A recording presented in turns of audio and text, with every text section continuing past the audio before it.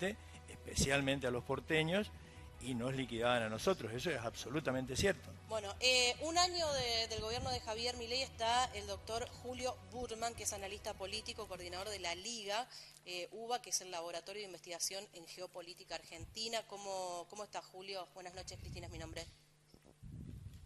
Hola, buenas noches, ¿cómo les va? Bien, bueno, un año de gestión de Javier Milei.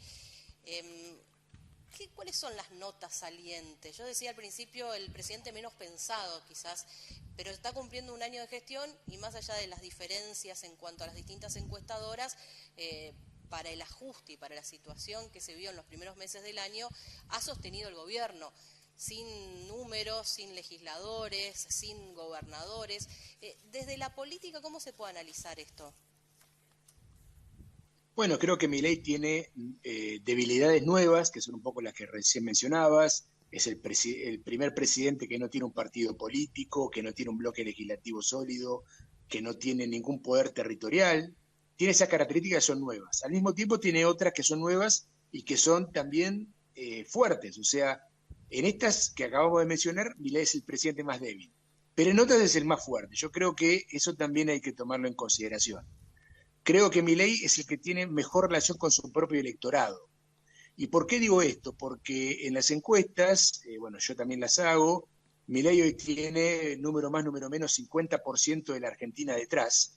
Y esto significa que Milei tiene la gran mayoría de aquellos que los votaron en la segunda vuelta de hace un año, apoyándolo en este momento.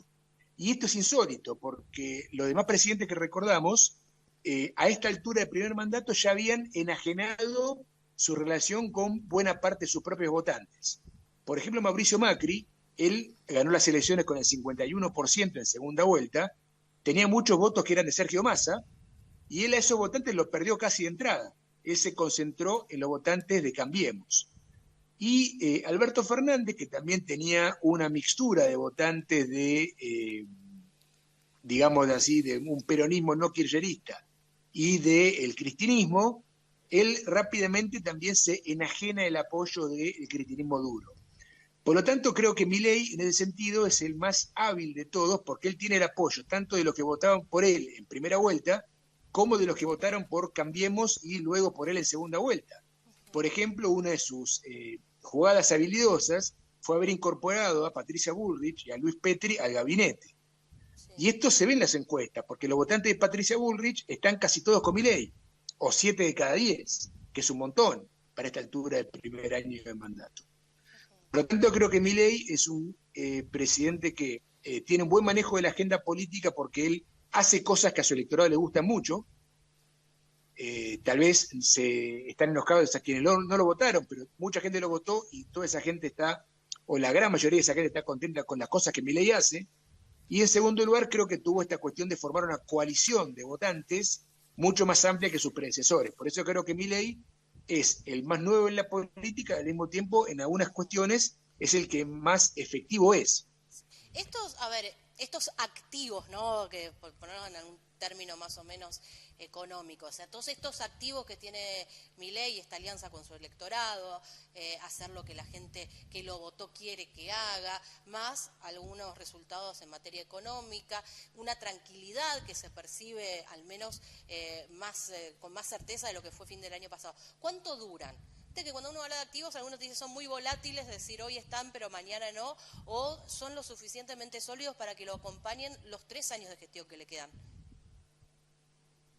Bueno, no lo sabemos, porque todo este año se estuvo haciendo el cálculo de la duración de la paciencia, entre comillas, del electorado, pero eran todos cálculos tomando la premisa de que Milei es un presidente más de la democracia argentina, y no lo es.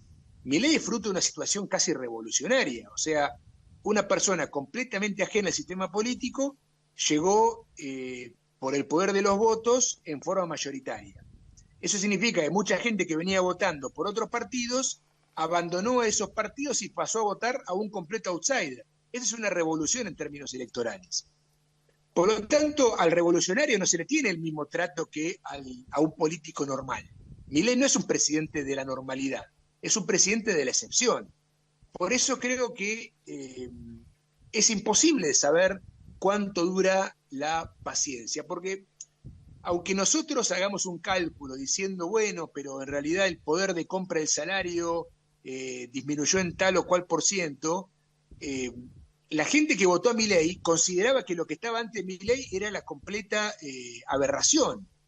Por lo tanto, la evaluación de Milei es distinta de otros presidentes. Yo creo que, insisto, que no podemos saber hasta cuánto dura el apoyo a Milei, porque mucha gente que apoya a Milei está disconforme. Por lo tanto, la conformidad no es una medida del apoyo.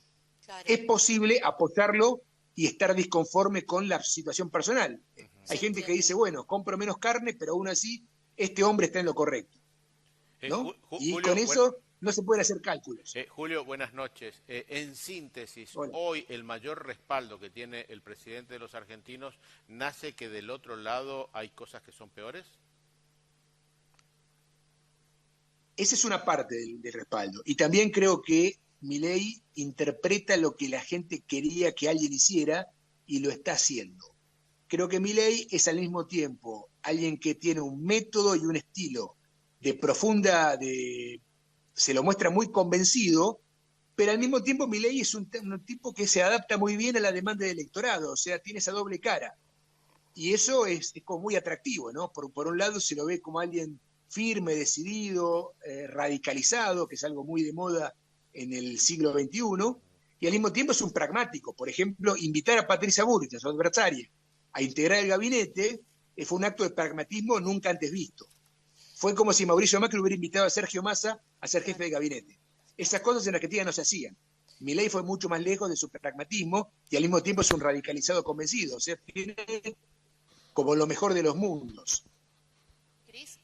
Bueno, hay una noticia que se la presentó como muy auspiciosa esta semana, especialmente en Europa, y es este acuerdo que aún tiene que ratificarse, pero entre el Mercosur y la Unión Europea. ¿Cómo lo ves tú? Yo creo que en términos comerciales esto es poco. O sea, Europa no es un gran mercado para la Argentina.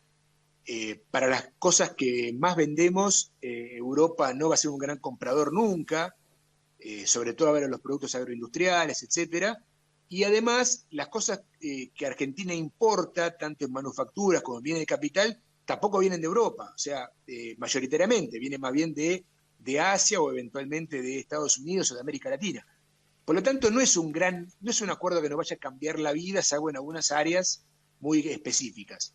Pero creo que política y culturalmente es importante porque para los argentinos Europa es como un ideal, ¿no? Por eso tantos argentinos buscan el doble pasaporte o andan haciendo recuerdos de dónde vienen mis abuelitos, etcétera.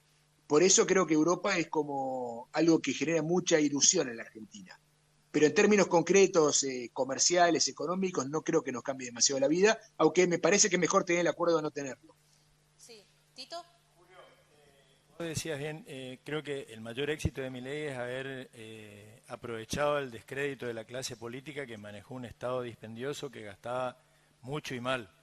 Ahora, la pregunta es, por un lado, ¿qué va a pasar con la gente que está de acuerdo con eso, pero cuando se dé cuenta que la motosierra le afecta su propio bienestar, les pega en su propio bolsillo, como ahora que subieron los pasajes, los servicios, etcétera? Y segundo, ¿qué tiene que hacer la oposición o alguien que quiera plantear y hacer volver creíble una política de yo voy a ser un Estado eficiente?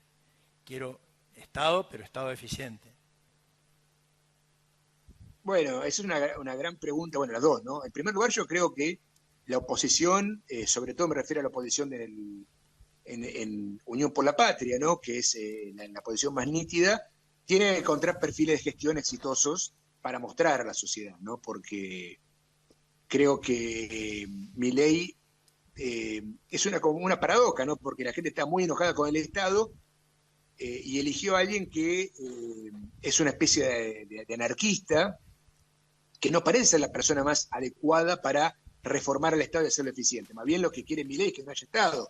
Sin embargo, bueno, lo votaron a él para que haga el trabajo que él no quiere hacer, pero creo que Milei lo va a terminar haciendo. Un poco lo de muchas cosas que hace Milei, aunque la hagan con un discurso de destrucción del Estado, en realidad termina siendo como de reforma del Estado. Y hay que ver cómo sale eso, ¿no? Porque en algún momento se le va a pedir a Milei que represente lo que la gente quiere, lo que la gente quiso a la hora de votarlo, y hay que ver si Milei puede cumplir con eso. Por otra parte, creo que, bueno, volviendo a la pregunta, la oposición tiene que representar esto, creo que con una gran renovación y sobre todo dándole espacio a aquellos que han gestionado bien. Y creo que ahí tiene que buscar lugar entre los intendentes, ¿no? Porque los gobernadores van a tener mucha dificultad, digo los gobernadores de la oposición, para demostrar modelos exitosos de gestión, porque se van a encontrar acogotados fiscalmente, van a tener una época de vacas flacas en términos presupuestarios, y por lo tanto va a ser difícil encontrar un modelo de gobernador que represente esta renovación. Ahora, en los intendentes tal vez sí, podemos encontrar en algunas ciudades jefes locales que puedan demostrar que se puede hacer una gestión eficiente y al mismo tiempo con buenos servicios. Eso creo que va a ser muy atractivo dentro de poco tiempo, ¿no? Cuando se piden estas cosas. Por otra parte, creo también que la oposición va a tener que adoptar algunas de las cosas que hicieron que Milei gane las elecciones, ¿no? La va a tener que adoptar de manera positiva. Por ejemplo, la idea de la reforma laboral es una idea que en el fondo le encaja mejor a la oposición que al oficialismo, porque el reformismo de las condiciones de trabajo es más bien una agenda histórica del peronismo, por lo tanto lo que tiene que hacer el peronismo es apropiarse de esa agenda y transformarla en un valor positivo, ¿no? Y no que reforma laboral sea sinónimo de precarización, tiene que ser sinónimo de modernización. Creo que muchos dirigentes del peronismo, la propia Cristina Kirchner, han dicho algo parecido, ¿no? Como diciendo, la agenda laboral la tenemos que tomar nosotros. La agenda inclusive de modernizar las condiciones entre la legislación del trabajo. Y como eso creo que hay otros temas que la oposición va a tener que atravesar por una renovación, tanto programática como de caras, y mostrar una alternativa, ¿no? Julio, muchas gracias, muy amable ha sido. A ustedes un abrazo. Bueno, este es el análisis, ¿no?, de este primer año de gestión de Javier Milei desde lo que es, valga la redundancia, el análisis político. Pero dijo, Milei dice lo que mucha gente o gran parte de su electorado quiere escuchar. Esos temas que uno podría decir si lo ve, a ver, trending topic, ¿viste? Si vos lo analizás claro, desde el lenguaje de las redes y demás, y mete trending topic casi todas las semanas. Ya sea él, ya sea su vocero, ya sea alguno de los ministros. Esta semana, ¿qué pasó? Además del caso Cuader, se habló mucho del cobro